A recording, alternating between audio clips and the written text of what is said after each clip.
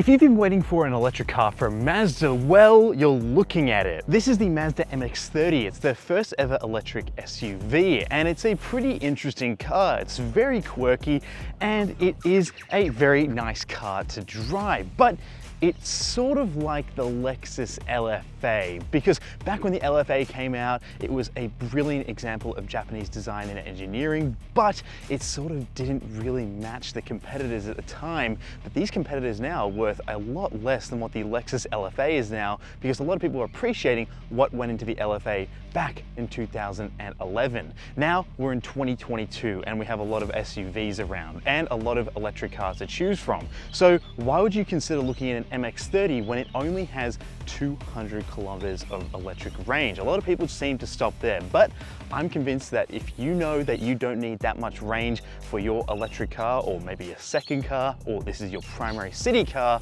then you're looking at a pretty good alternative to some other big EV names. But what do I mean by that? Well, I'm going to show you around the exterior features, the interior features, and take it for a drive to let you know if this is worth buying. My name's Cameron, this is Product Review Cars. Let's get into it. Now let's talk about some of the key exterior features you get with this car. First of all is tri-tone paint. You get a black roof, silver pillars, and gray paint. This is an option, but it certainly does make this car pop. Also the headlights, super bright. They're LEDs for both daytime running lights and headlights. And I can tell you now that these high beams will take an eye out if you're not careful. They're that bright. So you're just gonna be careful, make sure that your auto high beams are on. I really like these headlights that are fitted to the MX-30. Now down below, we do have some plastic cladding that is a running theme on this car. But then what I do like is that you have these pulsating indicators. It's now a new signature from Mazda for the indicators. And it's instead of copying the likes of the Germans, which introduced the rolling LED indicators you see on pretty much every car that has LED indicators, these sort of pulsate, so they get bright and then they fade out. So I really like how they look. And then we also have some functional grills here, and unlike some other EVs, this still keeps its grills because it does have some different engines that will go under the bonnet here. Now talking about the bonnet here, now if you thought there'd be a giant frunk under here, I'm sorry to be the bearer of bad news, but there certainly is not. Instead, there's the electric motor, some supports, and plenty of cabling.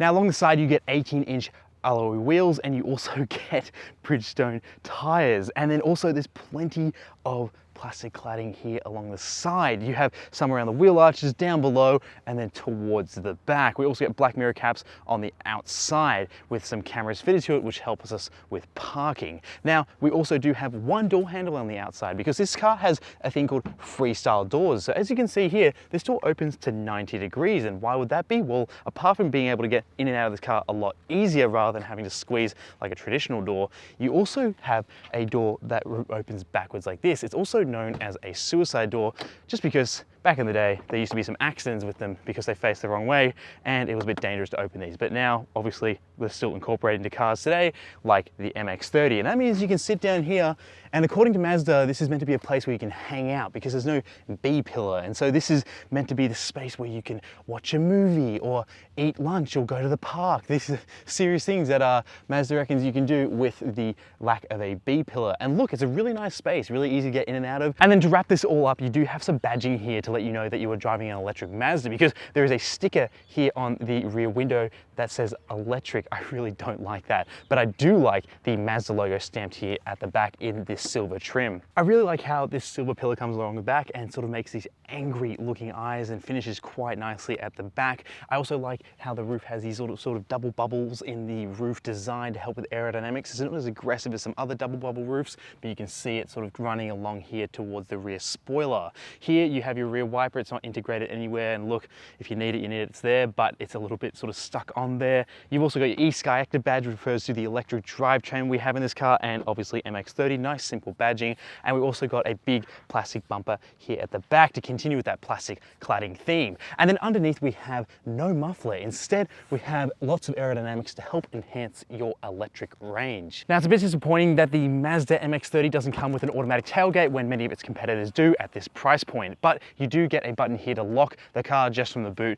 if you need to. Now you have 311 liters of cargo space back here. Here's a simulated amount of stuff that you might carry on day to day, so it does take up a bit of that space, but it is pretty practical, and if it's 2 or 3 of you going away, you can probably use this boot quite well. There's a bit of a distance between the entry and the actual boot floor, and there's a little lip here, so you just have to keep an eye out for that. And also it's a bit weird that Mazda have kept this body colored section along the back here, because previous people have dragged stuff across it and it's just leaving some scratches, which just looks a little bit ugly. But apart from that, not so bad. And then under the boot floor, we don't have a spare tire, we only have a repair kit and a Bose thing back here, which is actually part of the sound system. But it's taking up all the space back there, so we don't have a spare tire, just a repair kit.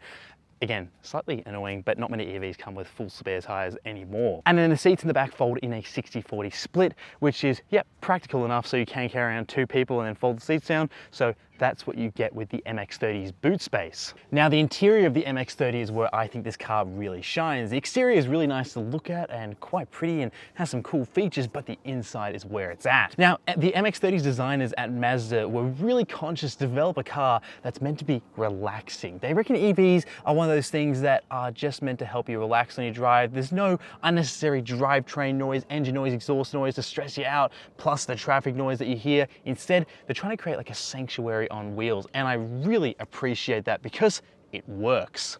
First of all, materials. You see some cloth materials, some brown leather, the Mazda's heritage leather, which looks fantastic by the way. You have some cloth inserts in the seat with some stitching as well, and then you have cork. Yes, cork. You have cork in this car because Mazda's first sort of role in this world was to produce cork, and so that's a nod back to that, but it's also a sustainable material, and I think it looks really quite good the way it's been put in here. It not only looks fantastic, but it feels fantastic too, and they put it really in some cool spaces like underneath the door handle and down below where you charge a phone and near the cup holders. Now ergonomics, I've got an electric seat on this side and it's adjustable in a few ways, and you've also got a telescopic adjusted steering wheel, and what I really like is this driving position is quite prime for a crossover SUV.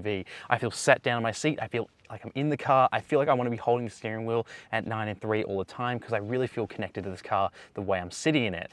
The annoying thing is that this car doesn't come with an electric passenger seat, which I think at the price, again, is a missed opportunity. Now back to the design. The design of this interior is meant to reduce your cognitive load so you can concentrate better on driving and also just relax while you're doing it too. And so that was part of the reason why they use these sustainable materials in here, is because they want you to breathe deeper so you're not breathing any toxins in. So this is why I think this car shares a lot in terms of its purpose, like the Lexus LFA. This interior has been designed in such a thoughtful way that it works so well. So let's talk about the different screens we get in here. We have a heads-up display which provides you basic driving information, and our driver's display also has a center screen, but it's surrounded by some physical dials. What I really like in here is that apart from a percentage and range gauge, we also have a fuel gauge for the battery, which is a really good way to quickly understand how much range you have relative to the amount of battery that you have left. And I know that seems simple to have a fuel gauge, especially when you know how many kilometers and how much percent you have left, but it works, I can tell you that. You have a screen up here, which is Mazda's traditional infotainment. It's thrown up here, it's not touch screen, but you control it like a BMW iDrive system down via some rotary knobs and some hard buttons. And now Mazda actually said they measured people's cognitive load when they were looking at screens, and the UI they put in here and the user experience and that sort of stuff is the most relaxing apparently. So the way this looks, how simple it is to operate, it is just one of those systems that, yes, really they have actually put effort into this and it really works. And it's still not just another stuck on touchscreen, instead it's quite a practical display. And also I can imagine not having a bunch of fingerprints is also probably meant to help with that relaxation. Now we also have a physical power button to turn this car on and off, and then we also have another screen here for our climate controls. Very interesting use of a screen. So it just quickly allows you to adjust a bunch of different bits and pieces only for your climate controls. This doesn't serve a different purpose. And what I do like is that there's hard buttons on either side, so you don't have to tap on a screen just in case maybe you're wearing gloves or you don't want to interact with the screen at all. So I like that quite a lot. The shifter here is the new design. I really like how it looks, but it's more importantly meant to be more safe because you roll in and out of park by rolling horizontally between reverse and park, but then you can only go between drive, neutral, and reverse, going straight up, straight down, so you don't accidentally get into park or anything like that, which might just be a bit annoying. So it's meant to be an easier way to quickly shift around in this car. I also like this floating console design. You can see down here, this is where my cable is, and that's where your cable will be for your Apple CarPlay and Android Auto. And then also in here, we have a 12-volt socket, and we have some more USBs. We have 2 of them under here, and we also have a AC port that's 220 volts or 150 watts. And that's just something you can plug your household plugs in, which I really like. And I love how it's tucked out of the way. Very, very good. And it's a nice, generous space. Never have to worry about ever having something floating around or cords being everywhere. I think Mazda have hit it out of the park with the MX-30's interior, and they really have achieved what they set out to do to make it more relaxing and feel like a space you want to spend a lot of time in. But it's something that only a few people might appreciate to that exact depth. For someone like me who has a big love for attention to detail, this car really does scratch that itch. Now, I've been using the MX-30 as my daily driver for the past couple of days, and I've put some adults in the back as well because we had to go places, and I was a little bit concerned how they'd be jumping in and out of the back. Well, you don't actually have to fold the seats forward all the time if you're a medium-sized adult, but if you're taller or maybe a bit bigger, you might find it a bit hard to squeeze in between the seats. So it's good that these seats fold forwards, and these manual seats on the passenger side do have a little pull tab, which is very nice. It's got some leather, which feels good to pull, even though it's a manual seat. Would have preferred electric, and allows you to jump quickly in and out with ease. The ingress and egress of the car is quite impressive, even though you look at it and go, this thing might be hard to get in. So once you can get adjusted in the back, you're all right. So I'm 5'11", and here's what's happening. My headroom is pretty limited. My knee room is okay, and that's why you can see they've consciously sculpted out these seats to allow for more knee room. And then also I've got my feet room underneath the seats, which is okay for my size 11 feet. My knees do feel like they're higher up because of the battery under here. So it's not a really comfortable space to be, but if I need to be driven around for a couple of minutes or maybe up to an hour or two, I will be just fine back here. Now, if I close this door, which I'm capable of doing as a passenger in the back, I can't put my window down, but I do have 2 windows in the back to provide more light so I can look out and I don't feel as claustrophobic. Now, something to be aware of is that you can't actually get out until the driver or passenger opens their doors. So that's something that's quite annoying. And then if you're sitting in the front seat, you actually have to take your seatbelt off, which is something that Mazda said they thought was better because they didn't put the seatbelt on the first door, which, yes, okay, makes sense. So I don't know where you'd put your seatbelt otherwise. And that means you have to take your seatbelt off, open the door, and then open the back door, and then you can close both doors from the driver or passenger seat, but it's just that little bit annoying sometimes. Also have some ISOFIX points, very easy to access for baby seats, and we have a nice big center armrest here with some cup holders. And then on the driver's side, you do have some buttons to push it forwards and backwards, and this is just something that you can just make some more room for yourself and just to get in and out of the car. But as some people pointed out on our TikTok, that this might be a bit annoying if you're sitting at a traffic light or something like that. The fact someone can have controls of your seat, they said they'd be kicking out anyone who'd be playing with this while they're driving. But let's see if I feel calm, cool, and collected when I'm driving. So this car features a 35.5 kilowatt hour battery, which produces 107 kilowatts and 271 newton meters of torque. So on paper, it doesn't seem like an overwhelming amount, but remember, all your electric torque comes from 0 RPM. So that's an exciting proposition when you have a lightweight car like this. This car weighs less than 2,000 kilos, around 1,600 kilos,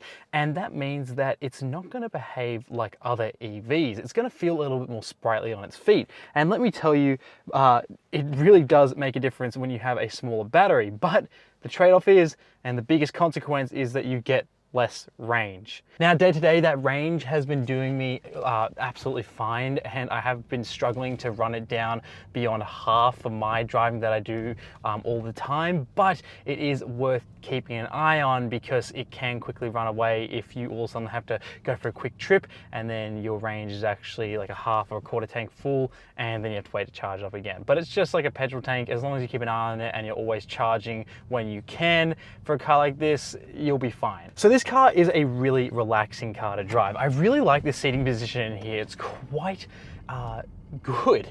And by that sense, I feel naturally comfortable in this car, and I feel like I want to hold onto the steering wheel as well, and that's a good thing. Instead of sort of leaning back with my hand on it, I feel like this car is very ergonomic in its driver's setup. And also, what I really love is how quiet this car is.